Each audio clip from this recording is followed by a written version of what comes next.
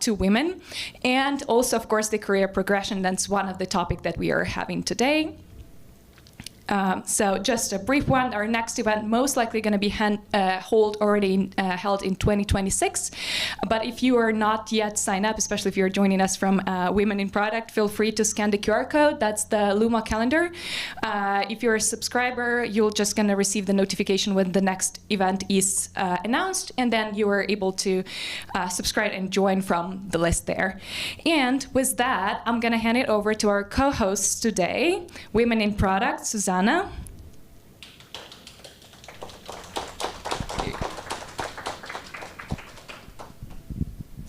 was a gymnast, but that's not actually how we bow. We do one of these things. If you know, you know. Well, hey, everybody. Thank you for coming in. Super excited to be co-hosting this event with w.tech. Thank you for having us. If you are not familiar with Women in Product yet, feel free to scan that QR code over there, which will take you to our link tree, from where you can get into the community, you can get to upcoming events and those types of things. Really what Women in Product is about, it's about supporting women and non-binary product people in their careers, right? Like, we're a minority in tech, as you know, women overall in tech, in product, it's not different. And so all of our topics kind of revolve around products. Some people are entering the product careers. Some people have been in product, they're looking at progressing or looking at mentoring others. That's what our community is about. It is a global community, and here I'm leading specifically the local chapter. I'm a volunteer. This is not a for-profit, right? It's a non-for-profit. It's really about building a community and helping each other. So it's less about me coming up and creating programming for people, but really community coming together and figuring out, what do we want to do, what do we want to learn, how do we want to organize, and how do we want to create a space that helps one another grow.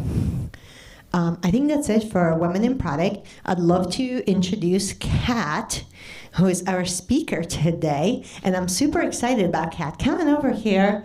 Kat, if you have seen this lady around, you probably know her. You know her because she shows up to all of the events. And today she's talking about building a brand and influence. And she'll be speaking about how you show up at events like this, how you show up in the community and for the community. But I did want to speak a little bit about what she does otherwise. She's a coach and mentor. She coaches everybody from college students all the way to the C-suite, especially in the areas of job search, personal branding, and upward influence. Well, no wonder that's what she's talking about. I'm so excited about you, Kat, being here today. Thank you for sharing your wisdom. I know I'm going to still learn a lot from you. So I'll hand this mic over to you, and please feel free to tell us more about you. Thank you. Happy to be here. I'm going to do a switcheroo of the computers real quick. And it's going to work. I have faith.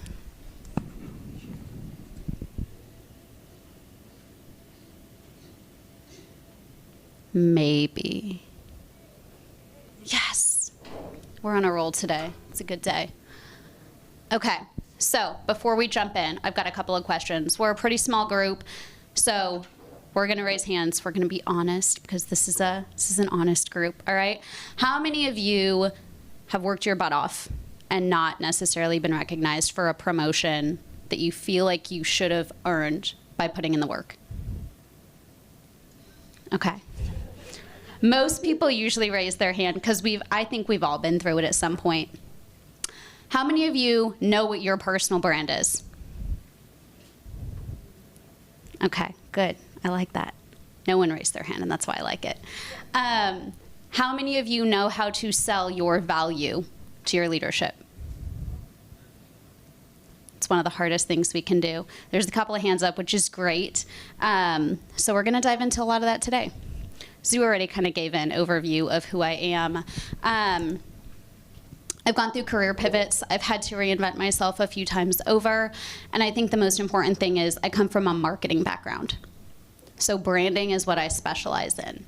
I got into tech through an unconventional path, which I think is becoming more conventional. So people from all different backgrounds, you can define what you want to be. You just have to know what that is first. So I'm not going to go into my bio. You can find me on the internet and do your own research.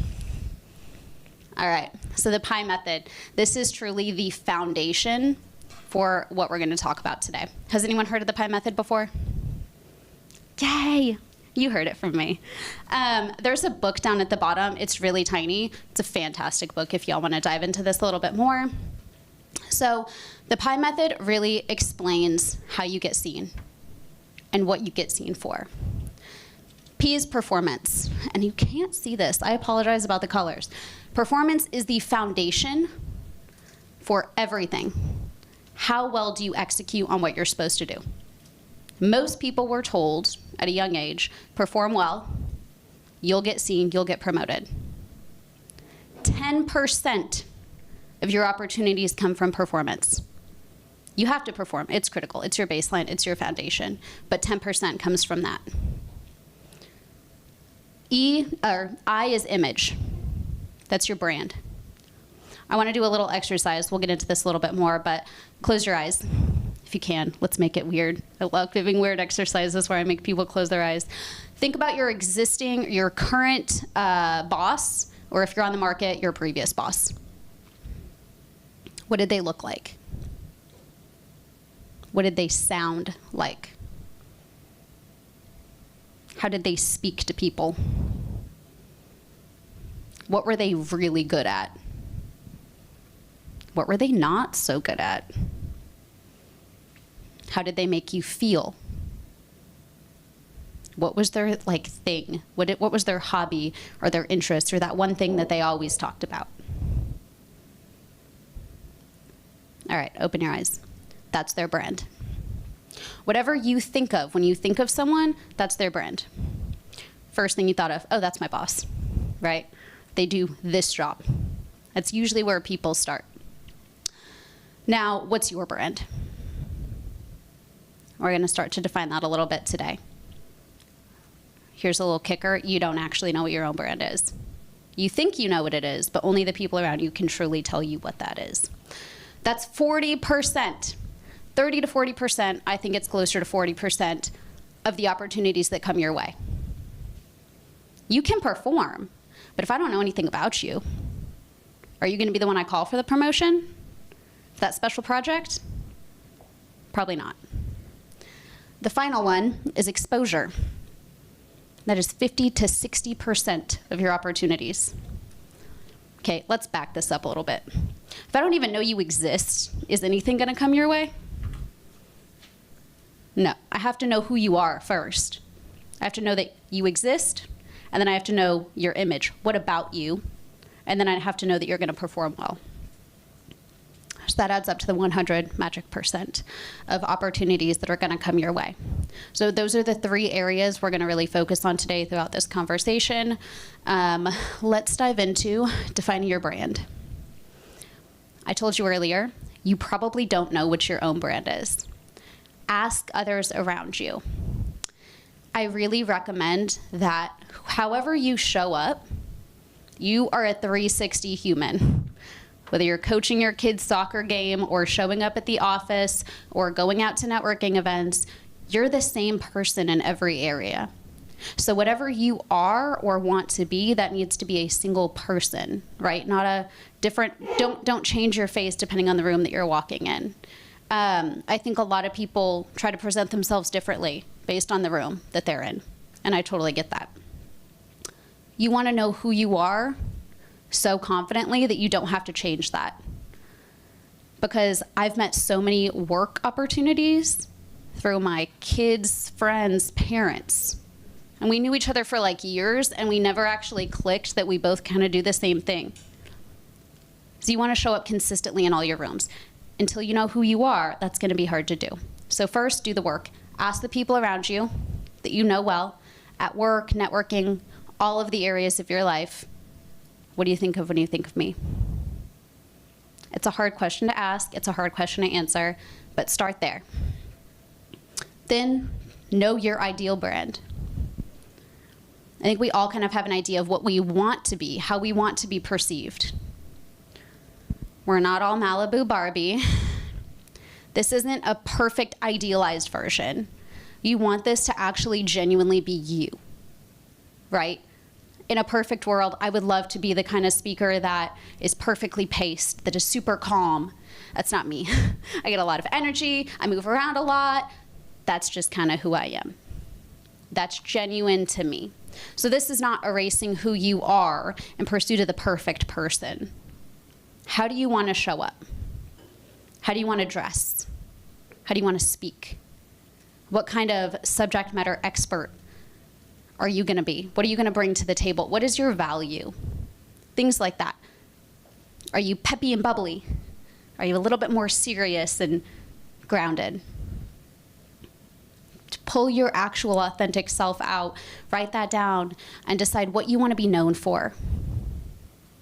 Because you have to be authentically yourself. This is a little soul-searching exercise. I love it. Go home and do it. I do this once a year because it shifts a little bit, right? People change.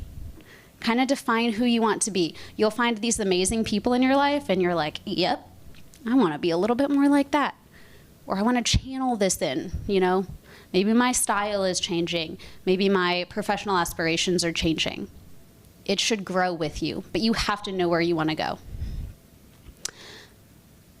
Then you have to do a gap analysis. Where am I today? Where do I want to be? Pretty straightforward, right? We're going to kind of go through that list, identify where you want to focus.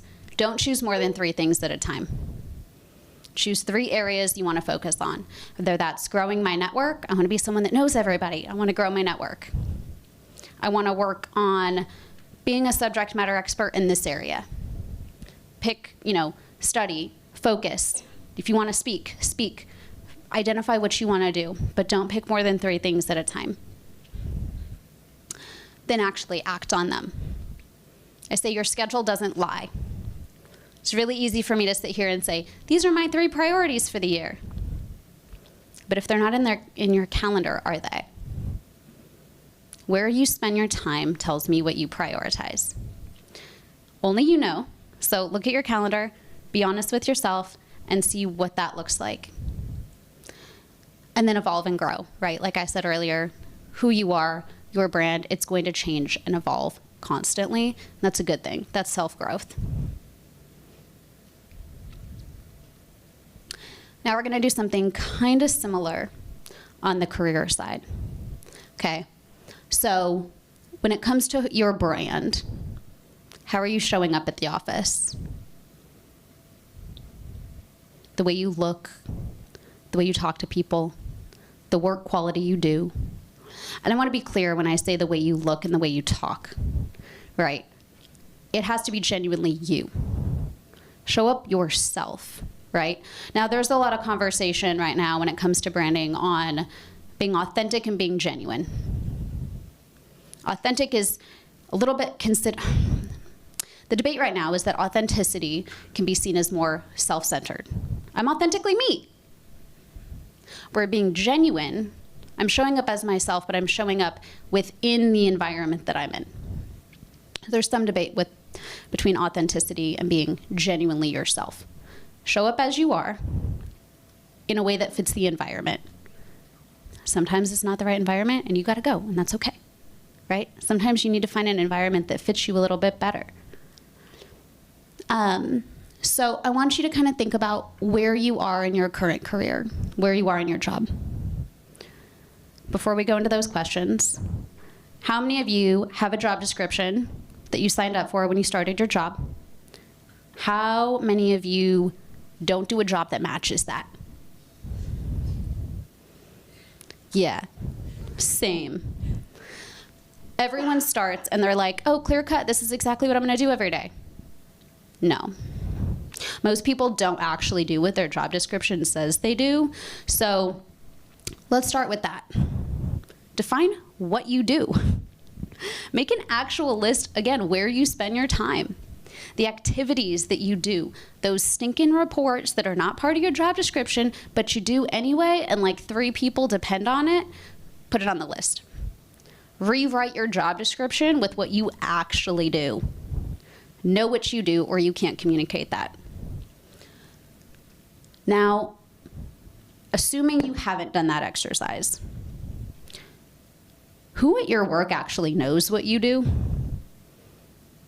Maybe a couple of your peers. Your boss probably has a pretty good idea, right? But do they actually know everything you do? What about like those 5 steps you have to do to get that one thing done? Do they know all those 5 steps that it takes to get to that one thing? Probably not. Write that out. Who listens to you when you speak? Whether that's just like grabbing lunch with friends at the office, speaking up in meetings, you have to know who is actually listening when you speak. And then why? Do they just like you? That's great. It's cool to be liked. Do they value your opinions? That's a very different reason for being listened to. Do they have to listen to you? Also another very different reason. So know who's listening to you and why. And then who's actually advocating for you. Sometimes these people are harder to find than you think. Not just finding people to advocate for you, but a lot of times people advocate for you and you don't know, and it comes back to you much later. Keep an eye out for those people. So when we talked about your brand, how can I advocate for you if I don't know who you are, what you do, and what you're good at? It's pretty hard to advocate for someone when you don't know how amazing they are, right? You have to know your brand, and you have to show the people who are actually listening to you the value that you bring. You have to know what your job is to be able to, vocalize what you do. It's this big circle, and it all is interconnected. Then I want you to define your future state. Whether you're looking to change jobs or you want a promotion, maybe you're doing a 180 career pivot. Been there, it's good for the soul. You need to understand in that future job that you want, what are the roles? What is the network that you have today? How are they gonna help you get there? What are your personal gaps? Right, you need to define where you're going and what that future state looks like for your career. Whether it's that promotion, changing jobs, changing ago before AI. I used to call it the red highlighter, green highlighter exercise, and I still do this. Take a few job descriptions. I pressed something. Oops, my computer closed. Okay, take a few job descriptions. Or if you have like one job that you really want, let's say it's that promotion and it was just posted, take that job, pop it into ChatGPT or whatever AI you like, and ask it, what are the top skills, requirements, preferences, qualifications of this job? If you're not going for one specific job, I want you to pick like 5 or 6 that are very, very similar. Do the same with that. And then once it gives you those, I want you to put in your resume. I want you to ask it for areas of alignment and areas of gaps. Areas of alignment are the green highlighters, areas of gaps are the red. Areas of green are fantastic because you know you're on the right track. Red usually falls into a couple of different buckets. One I call quick fixes, things like communication. Yes, I love that, that's an easy fix. Just put that word on my resume and it's done. Then we have challenging ones, like 10 years experience. I love that, when it's entry level and there's 10 years experience. Those are the best. You can't fix those, that's okay. You just have to acknowledge, all right, there's a little bit of a gap there. I can't magically make that happen. Then we have what I like to call the gray area, areas of development. That's gonna be things mostly in like training and education.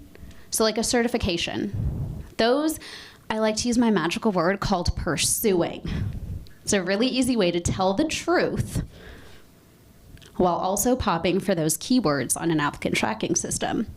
So, for example, if I need a PMP to get this next job, I have to have a PMP, but I don't have one, all right? If I'm actually gonna pursue the PMP, I'm gonna put under the education or certification section of my resume, pursuing PMP. Estimated completion date. you're going to pop for the keyword. You're going to be seen as, someone who has the PMP. You're also being honest that you don't have it.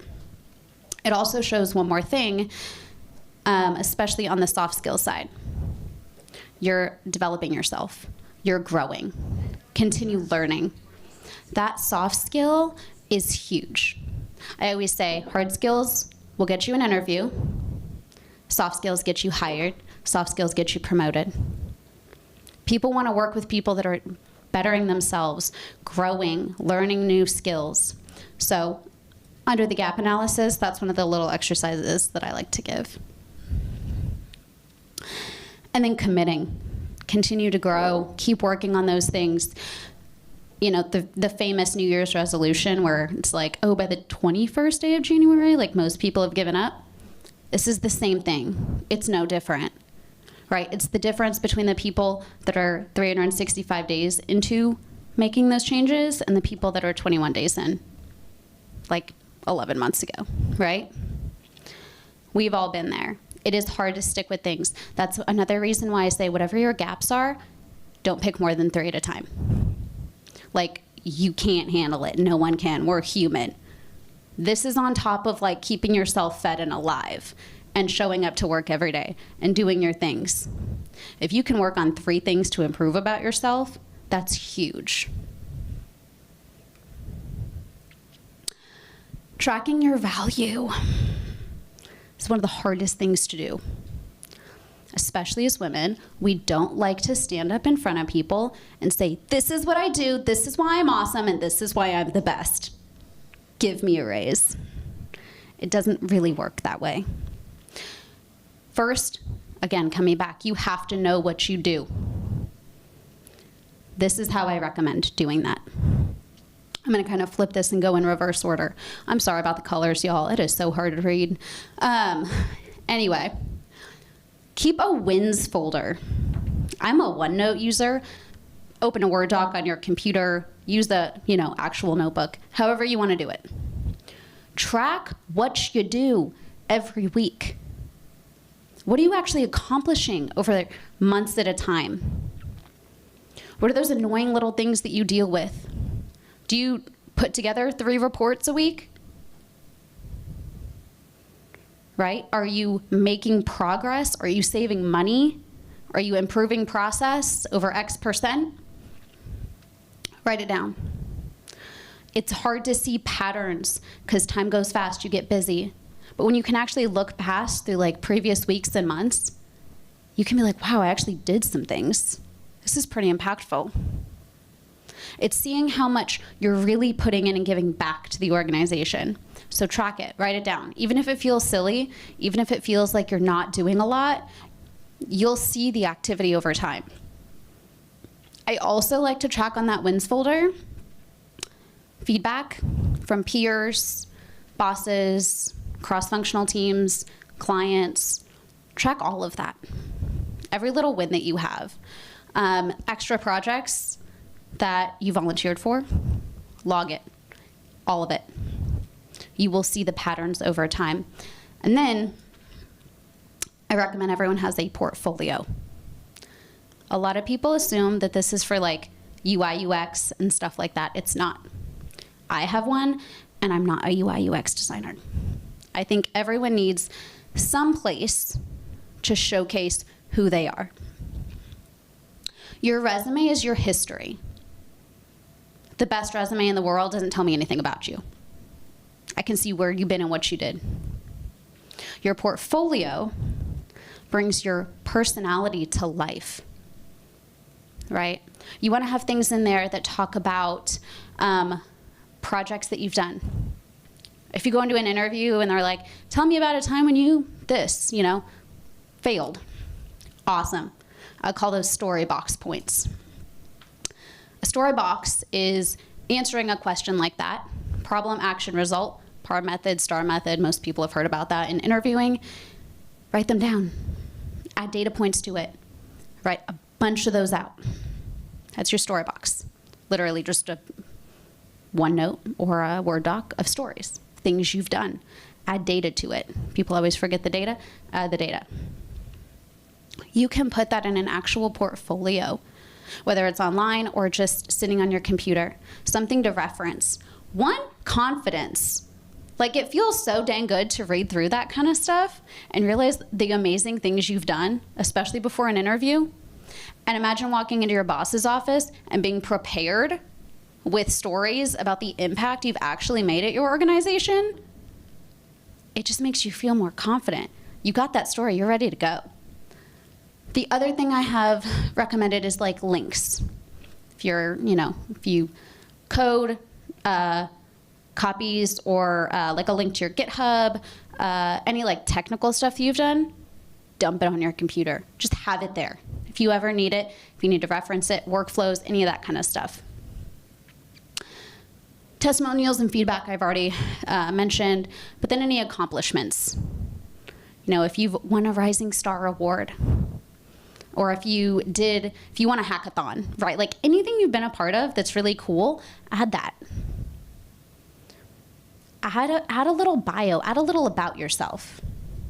Again, your resume is your history. This is your place to show, how do I think through problems? Who am I as a person? And when you read something and you can kind of feel a little bit more about like someone's personality, like you read an article they wrote and you feel like you know them a little bit better, that's what your portfolio should be. The biggest thing for this specific topic is this is going to arm you with the information you need to walk in and get that promotion. When you know yourself, your wins, and where you spend your time like the back of your hand, and you can address it, why does this keep happening? When you can address it without hesitation, and you have data points, you're gonna get seen. You know your value. That's the difference. Walking into my boss's office, really hesitant to ask for that promotion or that raise, is different than walking in and being like, I got the receipts. I'm ready. Feel free to tell me somebody else is doing more. Can they present exactly what I'm presenting today? Probably not. And then if they don't give it to you, you got everything you need to be on the market. Right? Okay. Becoming visible. You've done the work, you know yourself backwards and forwards. Now communicating that to others within your organization. First, showcase your work. Speak up for yourself. Highlight what you do. In those one-on-ones with your boss, in the little team meetings, don't be afraid to talk about things that you're doing, right? Especially once they're done, especially once you have the wins. Talk about it. Be verbal, be visible. Seek feedback regularly, not just from your manager. When I was on the tech recruiting side, I always wanted to see how people interacted, again, with peers, with finance, the most frustrating people, with the lawyers, right? If you can get along with them, you can get along with pretty much anyone. If you have clients that are saying amazing things about you, I want to know about that. Your future boss wants to know about that too. Because if you're giving a good impression to the client and externally, that's fantastic. So yes, your boss matters, but there's others around you that also do. So seek feedback from everybody. Engage beyond your role. Volunteer for those projects that kind of scare you just a little bit. It's usually a good sign that you're reaching outside of your comfort zone. If you know of something that needs done and no one's addressing it, raise your hand. And this kind of goes into the bottom, but come with solutions. We all know, let's say, this one process is horrible. No one likes it. It's super time consuming. Great. Your boss knows. But what if you come with a solution?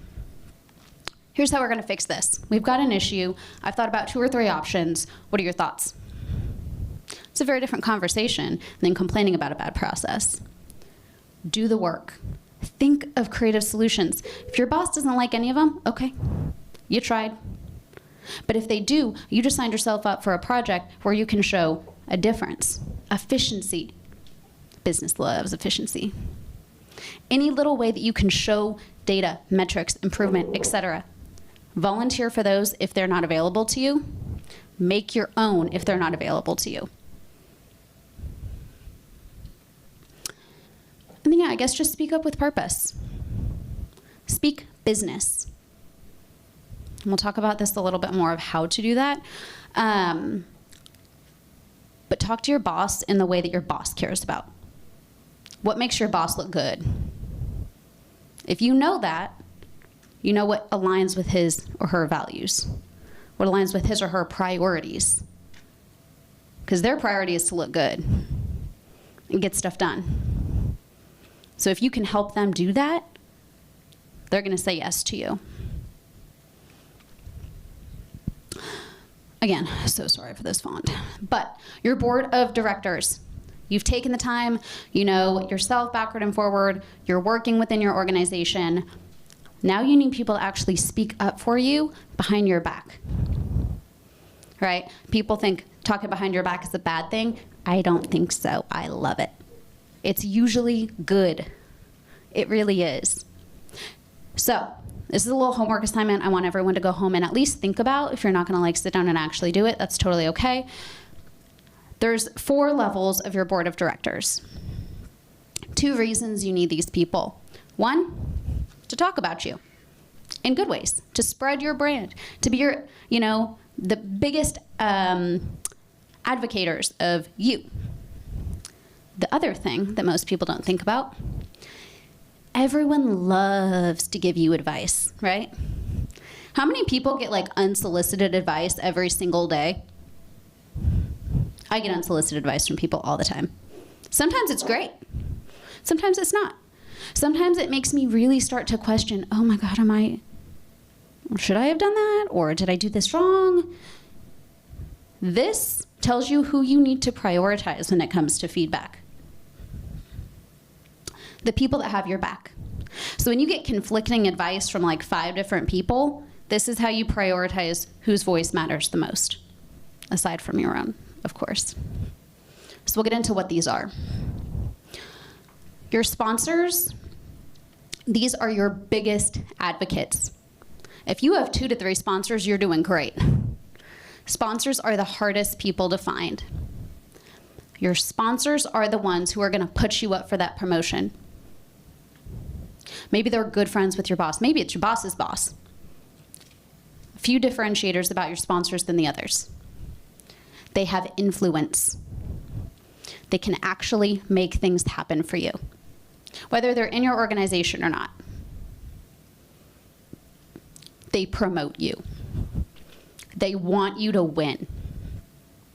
And they know what you want. So they're gonna put you up for those opportunities. These are the most important people to communicate with. The next, we have mentors. If you don't have a mentor, get one. Mentors don't need to be older than you. They don't need to be more successful. You can find a mentor in those areas, those gaps that you want to work on. Find a mentor in one of those areas. Do you want to get better at networking? Find someone who's really good at it. Have them walk you through some stuff. Go to some stuff together. Find mentors in your gap areas.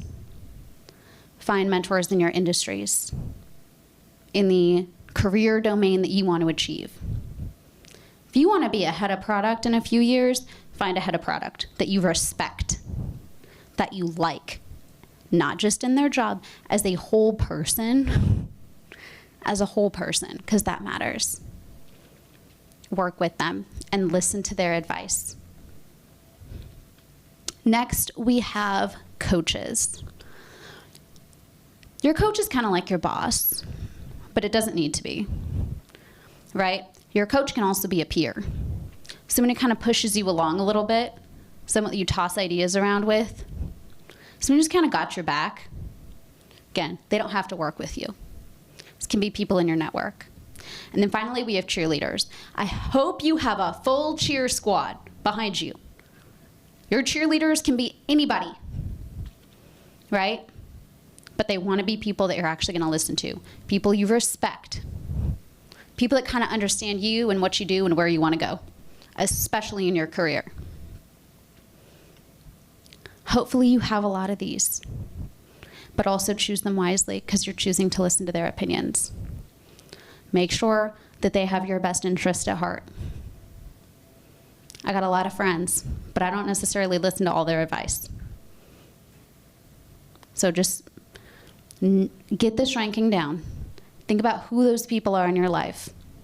Who are the people that talk about you behind your back in a good way? Thank them. Bring them coffee. Sit down with them and say, this is where I want to go. They have to know what you want to promote you in a way that's going to help you. Because if they don't know how to help you, they could be helping you in ways that you don't necessarily want. Maybe you don't want to move up. Maybe you want to move diagonally. And if they don't know that, they're going to try to just move you up because they love you and they want to help you. They have to have direction. Think about that. Spend time with those people. And then upward influence. I love this topic.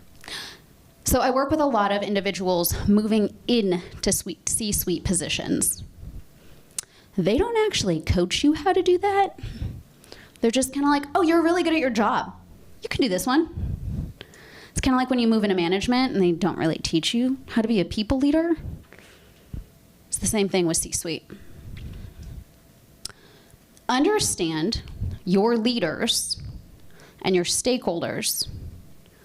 You need to know their goals, their motivators, their pain points. What does their job require them to do? Help them do it. Make them look good. Bring ideas to them in a way that aligns with their mission. Because at the end of the day, we all want people to help us do our jobs better.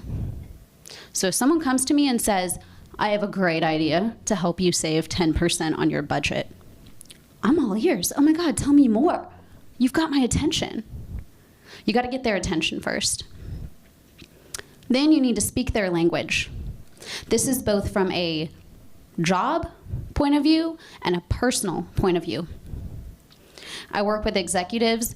Some of them are like, just call me if you need something. Some want like a full document on what you're trying to communicate. And I have some people that if it's more than 3 bullet points, it's not going to get read. They don't have time. Know how they want to be communicated with. Use their language. Right, if I'm talking to someone in finance, I'm talking about bottom line. I'm talking about ROI. I'm talking about EBITDA. If I'm talking to someone in tech, they don't care. They want to know about uptime. They want to know about issues. They want to know quality control. They just have totally different focuses. I have to speak in that language. And I can't do that if I don't know that about them. All right, so start with those. People want to work with people they like. You have to connect with people at a human level. And it's hard to do at work. Like, it's hard to do in a professional setting, to be honest. A lot of leaders are like, tell me what you need. Great, that was awesome. I gotta hop on a new call. Like, gotta go. Find ways to connect in a human level. Right, kind of like when you go out and network. You probably start with some small talk. Tell me about yourself. This is great. Find things you have in common with them. If they have a picture of their family, it takes 5 seconds to be like, it's a really good photo. Never gotten my kids to all look at the camera at the same time. It'll probably start some little level of conversation. And the more you do tiny little moments like that, the more you'll feel like you actually know the person. My rule of thumb is if I don't know your partner, your pet, your kids, your birthday, if I don't know something personal about you, and we haven't sat down one-on-one, like had a meal or a cup of coffee, I don't know you. I'm not referring you to some job because I don't know you well enough. Like, I'm not putting my brand on the line if I don't know you well enough. Because you should protect your brand. You should. Get to know humans, right? Human to human. I want to get to know you. I don't just want to know about what you do when you show up to work. Because when you actually connect with people, they want to go out on a limb for you. People are pretty kind and giving. Just ask for it, and most people are willing to provide. And then be proactive, like I said earlier, just bring solutions. Don't come with problems all the time. It's so easy to do. I go to my boss with problems all the time. But I try to bring solutions every once in a while. Or I sit down and I say, I got a problem, let's sit down. We're gonna figure this out together. We're gonna brainstorm it. Come with that problem-solving mentality. People love it. It's gonna separate you from the people that just bring the problems to the table. Okay, so go through what we learned today. Performance is your foundation, it's your baseline. It's not gonna get you promoted. You have to do more. You have to know your value. You have to stand up, you have to speak your value. You have to reach out to your champions and tell them what you want. You have to build a strong network of amazing people around you, because we can't do this alone. You have to have people supporting you and helping you and working with you. And then you have to know your value. You have to speak your value. Nobody else is gonna do it for you. Like, if you don't know your value, your champions can't. If you can't voice it, they can't voice it. Know your value. Know who you want to be and how you want to show up. And then just, like, do it. It's not that hard. It's really hard, but that's okay. You've got a good team of people. And yeah, that's pretty much it. We got plenty of time for Q&A, I think, right?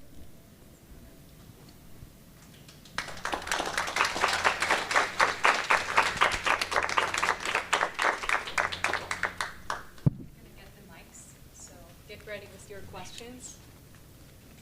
And I'm going to just raise the hands and I'll go over there.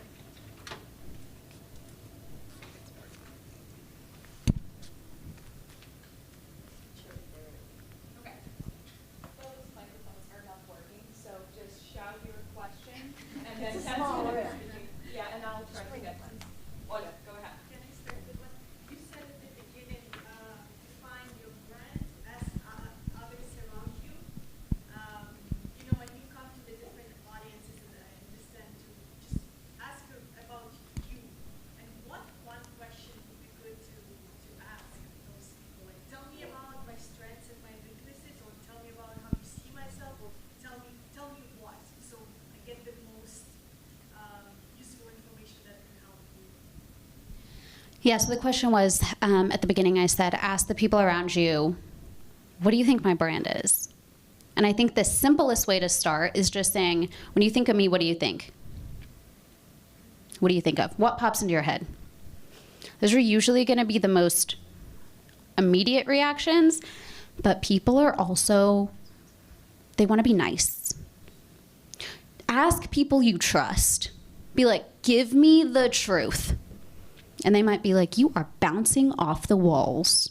Like, you need to calm down. That's great. Now I know. So ask people you trust. Ask for honest feedback. Start with, when you think of me, what do you think of? They're usually probably gonna say like, oh, well, you dress nice. Oh, you do product stuff, right?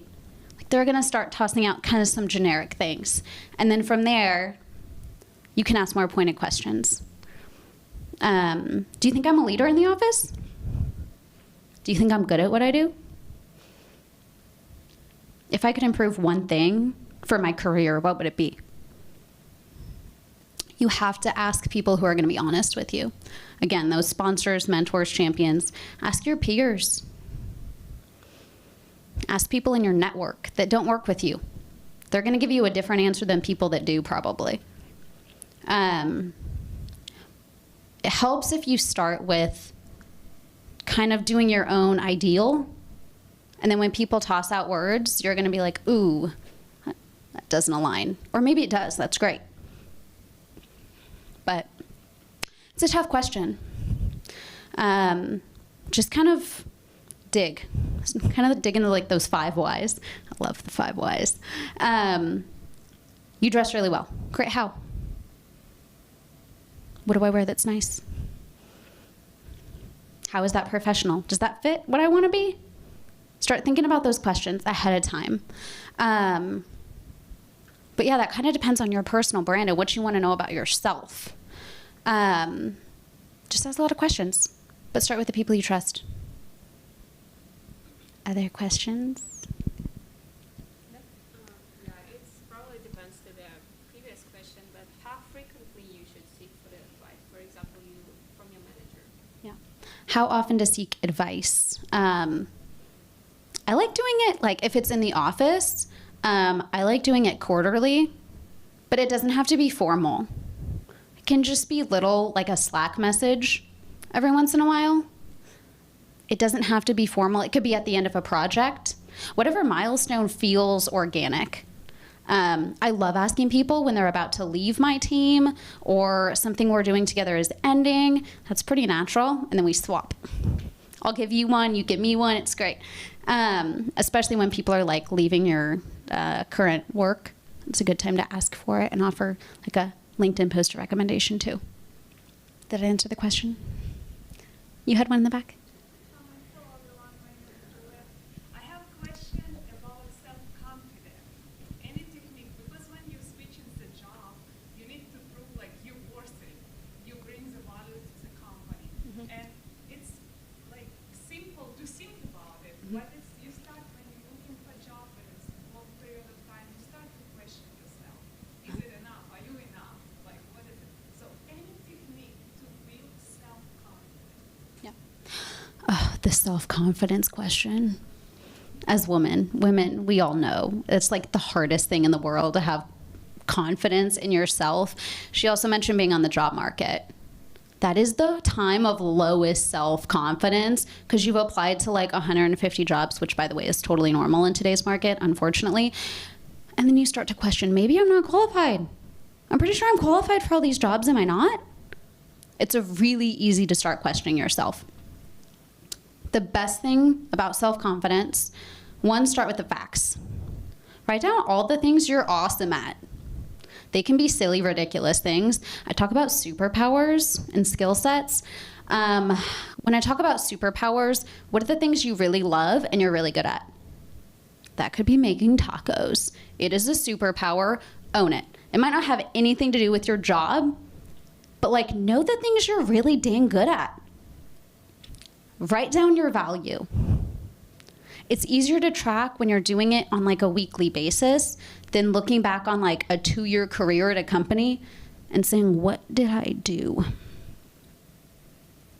It's a lot harder to look back over a couple of years. Tracking that regularly, going through your portfolio, going through your resume, working yourself, especially when you're on the job market, working through those like storybox stories and being like, yes, I can totally do this. Here's all the 3 areas that I've done this previously. And then lean on those champions.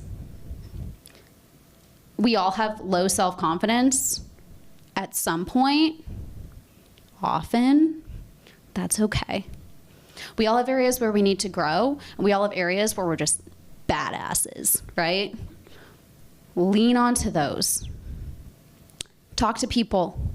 And try not to get into that like negative self-talk. I think that's the biggest one. Just like talk nice to yourself.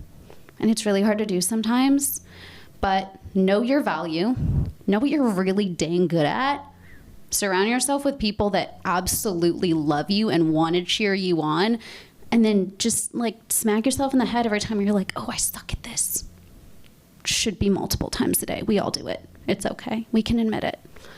So I think that's the biggest thing, but self-confidence is like the elephant in the room for women, especially in tech. So I wish I had like a magic fix-it button. Like, oh, y'all remember Staples? Boom, that like easy button. I wish I had one of those. That'd be great. Questions? Yeah. So sort of on the like similar note would be like on the job market, if you're looking at multiple different areas, you talked about showing up as the same person like all around and thinking of your ideal, goals and traits for your brand. How do you incorporate being a good fit for different things at the same time? I love that question. Okay, so when you're looking at like different potential jobs if you're on the job market, the way I word this, I speak on a lot of different topics. When I come in and introduce myself, or when Zoo introduces she introduces me, I come with a different bio. That's not because I'm a different person. It's because I'm giving you the relevant information for this moment. You don't care about the other stuff I've done. That's not important to today. You care about why am I qualified for this, right? What have I done that makes me the person standing up here, not any one of you? So it's not changing who you are. It's providing the information necessary for that moment. I think a lot of people have these like zigzag careers, and that makes you a unicorn to like the right person. Personally, I've been on the job market and had 2 or 3 different jobs that I was looking for at the same time, like this job title and this one and this one. I would have loved any of them. Have a resume for each of those buckets, by the way. Do that red-green highlighter for each of the different job titles and build out your persona for each. That's not showing up differently. You're still gonna be yourself when you interview. You're just gonna highlight this experience because it's relevant.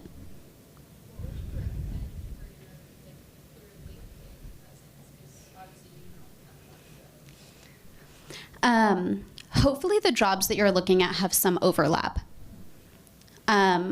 When you pop those job descriptions in, I want you to take the answers that it pops for the 3 different domains you're looking at, have it pull them together.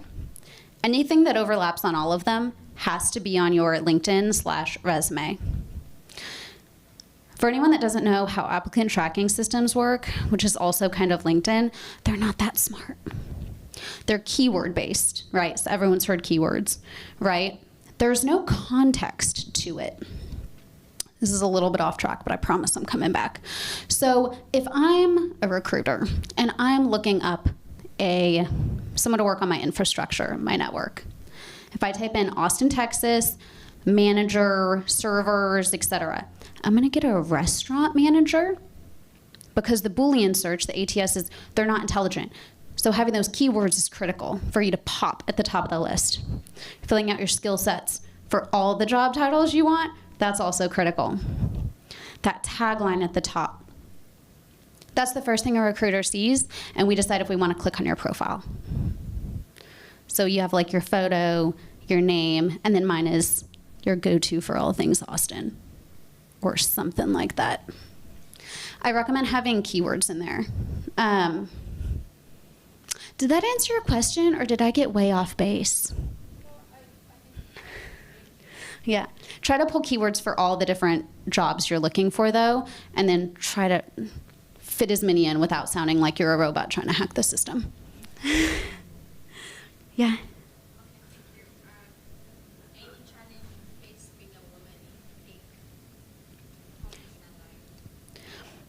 Challenges that I've faced being a woman in professional life.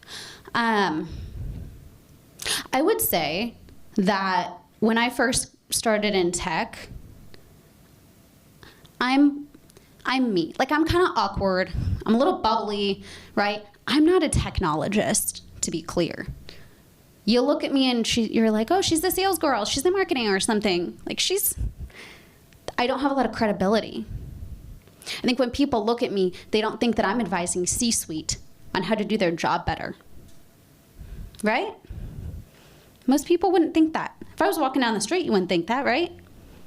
You do kind of see that in certain contexts, but not walking down the street. And that's okay. Knowing your value and what you bring in the right rooms and having those champions. I've got one here tonight. But just, it's okay if not everyone thinks that, I was the speaker tonight. That's okay. That's great. Right? You're gonna face challenges. And I think I've seen there's a lot of younger women in here. Ageism is also in effect on the opposite. We're not seen as serious as others. And sometimes it's how you dress. I have shown up in big, giant, puffy sleeves, over-the-top outfits. That might decrease some of my credibility. Not this kind of a room at Austin Women in Tech. No, doesn't make me lose any. But if I walk into a room of black suits, am I going to stick out like a sore thumb? Yes. Am I okay with that? Yes. But it might not give me the same credibility as if I walked in like a power suit. That's okay. Did that answer your question? Okay. Yeah. Kathy, we have a lot of questions. Yes. Keep taking as many questions as you want, but we want to make sure that we don't torture you for too long. So take as many questions as you want. I don't have a clock, so I'm just... Okay, just keep going until you're like, okay, we're gonna maybe 2 questions, 3 questions. Sure. Yeah. And then we will still network, so you can always go back to Kat and one-on-one and ask her small things. Yeah, I'll be up here. Yeah. Oh, keep going. I wanted to ask how to get actionable feedback, which is not related to your work, like soft skill feedback from your manager. So soft skill feedback. Go in with very specific questions. I wouldn't ask your boss about soft skills particularly. I would go in and say, how's my communication? How's my work ethic? And then also the other thing when it comes to soft skills is kind of look around. The people that are doing really well at the company, it could be leadership, it could be peers. See what they're doing well. But ask your boss, again, the very specific questions on the soft skills. Don't go in and say blanket soft skills because they might be like a deer in the headlights. Ask what areas can I grow? Again, communication 90% of the time is it. How can I solve more problems? One of my favorite questions to ask is, I want this next job. What do I need to do to get there? They might be stumped. They might have to think about it. They might not. It depends how well they know you. Depends how well you're showing your value. So I would just say ask. Say, hey, this is the career, trajectory that I want to hit. Here's where I want to go. What do I need to do to get that job? If you were the hiring manager for that job, what do I need to do to get it? They might come with a list. They might say you're ready today, and you're like, nice. I just need to wait for that, job to open up, and I'm ready to go. Because you said I'm doing everything. So when the time comes, in theory, I shouldn't be surprised, right? Just ask them. But again, go through your analysis and see where you want to grow. What do you really want to define yourself as? And ask kind of pointed questions. It's like when you ask someone to help. They're like, yeah, totally, I'll help. But they don't know how to help you. Right, so pointed questions always do best. We had a question in the back. I just want to know, how much time and attention should we be spending on LinkedIn? I mean, there are people who post on a regular basis, do amazing things, I'm just like, LinkedIn is a question. It really depends on you. I think having a strong brand presence on LinkedIn is important. That does not mean you need to post every week. I think getting your profile in shape is step 1. Step 2, post occasionally, but what you post has to add value. Don't let it be a me show. People love a selfie on LinkedIn. There's something about the algorithm.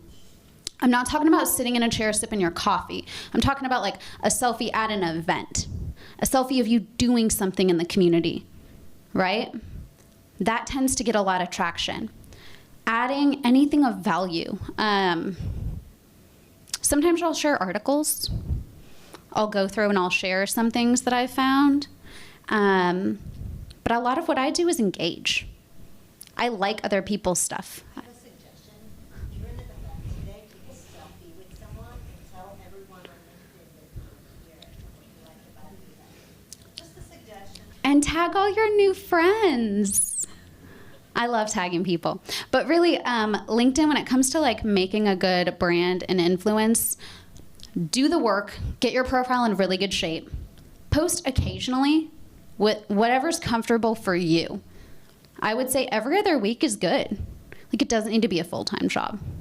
As long as it's providing value, and whatever you're posting has to be aligned to your brand. Is it portraying the kind of person you're trying to show the world? And then just engage with other people. Like, comment, share, etc. Tag other people. Don't overcomplicate it. God, people overcomplicate LinkedIn way too much. Just post when you can, post when you want to, and don't make it a me show. Like, sometimes it's okay, but like most of the time, try to add value. Yeah? I had a question about the board of director section. I've been fortunate enough to like have mentors and coaches and cheerleaders, although when I was initially interacting with them, I didn't feel like, oh, you're going to be my mentor or coach. But the area I've been really struggling with is like finding sponsors, and that what you said in terms of like those sponsors are the movers and shakers, and like they're the one that have influence to actually shift things on the board. How do you go about like finding those people? That's been the area I've been like struggling with. The question was, how do you find sponsors? They're the hardest to find, which is why I said if you have like 2 or 3, you are killing it, because they are really hard to find. I would say step 1 would be identify a few people that you could potentially see as your sponsor, and then just connect with them. You gotta click. You've just gotta click. You know, when you're in a conversation and you're like, wow, this is going like really well. Oh my God, it's been an hour. That's the kind of person that you want to be your sponsor. Someone you really actually genuinely like as a person. But start with doing a little bit of homework. It could be someone in your industry. It could be someone in your current work. Find someone that you really just look up to and you're like, you're amazing. Like, they've just got those good vibes. They're successful at what they do. And again, being some level of an influencer, someone whose voice matters. That's because when they speak up for you, it's amplifying your voice. Right? It's great to have coaches and cheerleaders, but those aren't always the people that are sitting at your boss's level. Do the homework. Try to just find some people and literally reach out to them. I do that all the time. Just like, hey, we've never met, but I would really love to talk to you. And most of the time, people actually say yes. And if they say no, it's okay. Just next. Right? Ariana Grande has a song like that, right? Thank you, next. Yeah. Anyway, reach out to people. Most people are very open to grabbing a coffee or literally just doing, like, I call them like virtual coffees. Most people say yes. Most people want to help. And if you click with them, most people at the end of that meeting are going to be like, how can I help you?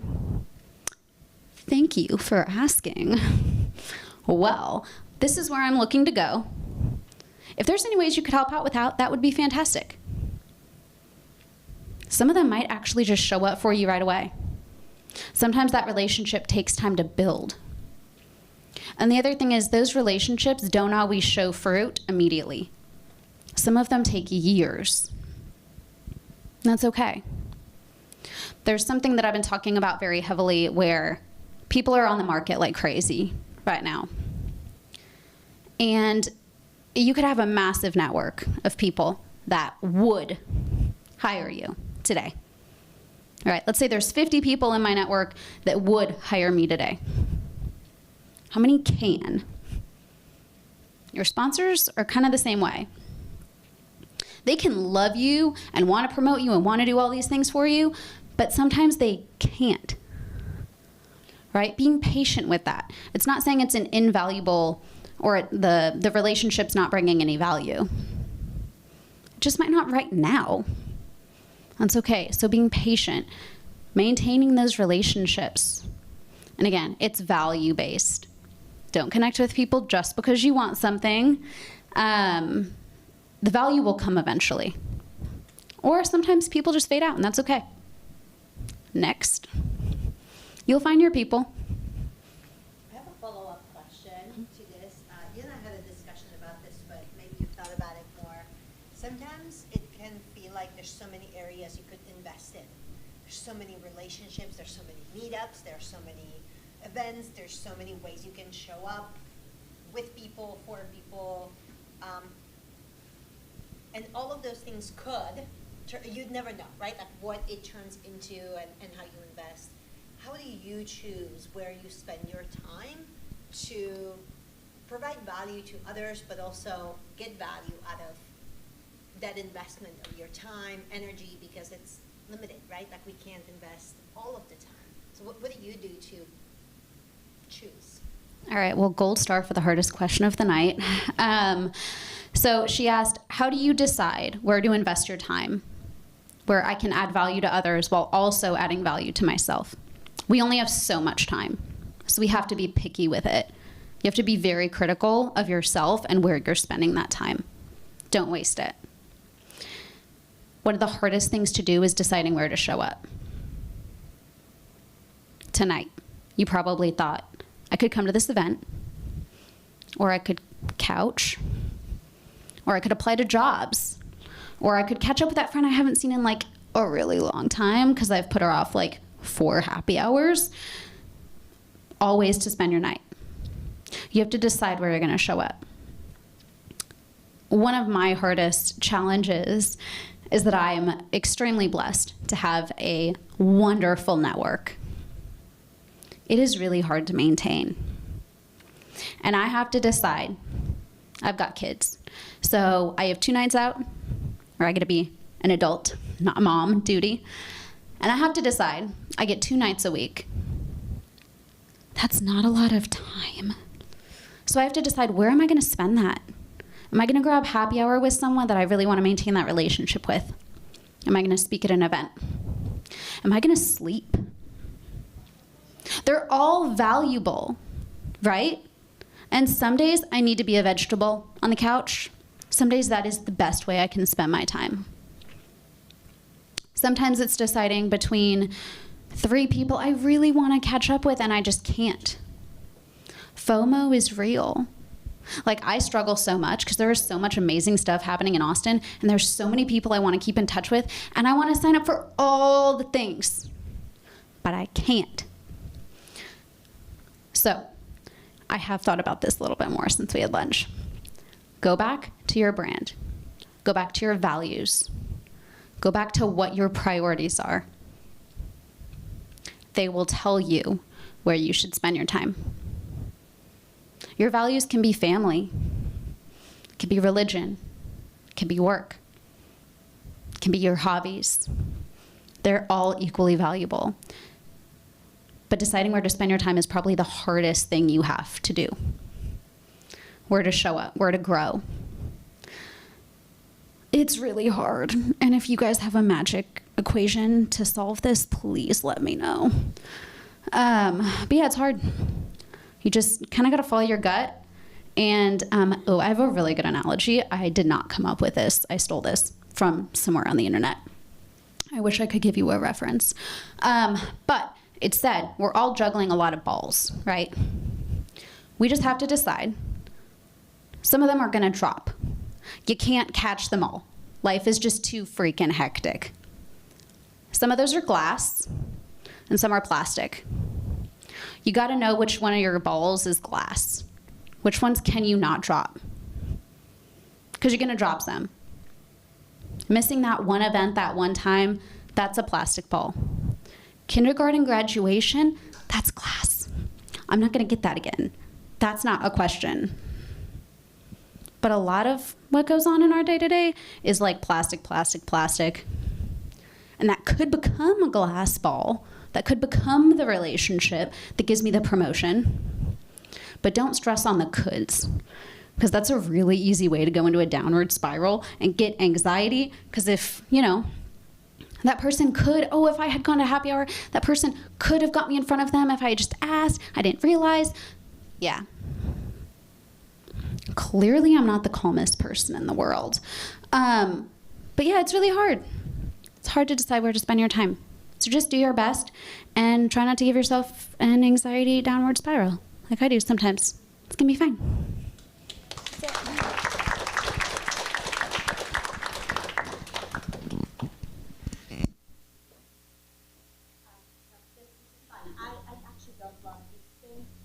Thank you everybody for coming. We're not kicking you out. Please connect with each other, take those selfies, and then you can decide if you